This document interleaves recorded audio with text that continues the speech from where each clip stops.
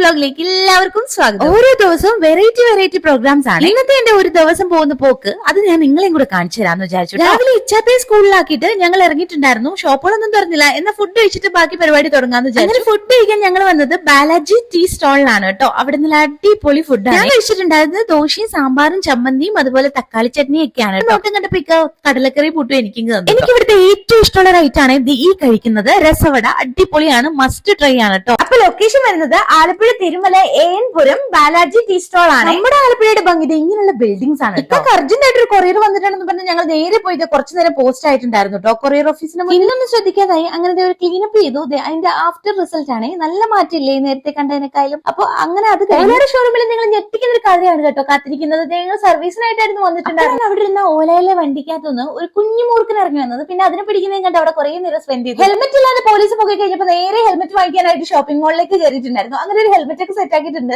അങ്ങനെ ഇക്കായി വെയിറ്റ് ചെയ്ത് നിൽക്കാം. പോലീസ് പൊക്കി കഴിഞ്ഞപ്പോൾ ഹെൽമെറ്റ് എന്നുള്ളൊരു ബോധോദയം വന്നെങ്കിലും നമ്മളുടെ കയ്യിൽ ബില്ല് വന്നത് വലിയൊരു ബില്ലായിരുന്നു കേട്ടോ. വെറുതെ ഒരു ഹെൽമെറ്റിന് കയറിയാണ്. വേറെ എന്തൊക്കെയോ കുഞ്ഞു കുഞ്ഞു സാധനങ്ങളായിട്ട് നല്ലൊരു ബില്ലാണ് കിട്ടിയിട്ടുണ്ടായിരുന്നത്. ഇക്ക പറഞ്ഞു വേറെ ഒരു പണിയില്ലായിരുന്നല്ലോ നമുക്ക്. ഈ പരിപാടീസ് ഒക്കെ കഴിഞ്ഞ് പിച്ചപ്പടെ സ്കൂള് വിടാനായിട്ട് സമയമായി. ഞങ്ങൾ ഇതേപോലെ മഴ കാരണം ഒരു ഓട്ടോയിൽ കയറിയിരിക്കുകയാണ് സാധനങ്ങളുമായിട്ട് കേട്ടോ. സ്കൂളിന്റെ ഫ്രണ്ട് അങ്ങനെ ഒരു മുഖത്തിന്റെ തിളക്കൊക്കെ ആസ്വദിച്ചിരുന്നപ്പോ ഇച്ചാപ്പി നേരെ വന്നിട്ടുണ്ടായിരുന്നു. ഇച്ചാപ്പിയായിട്ട് നേരെ വീട്ടിലേക്ക്. അപ്പൊ ഇന്നത്തെ നമ്മളുടെ കലാപരിപാടികൾ ഇത്രയേ ഉള്ളൂ.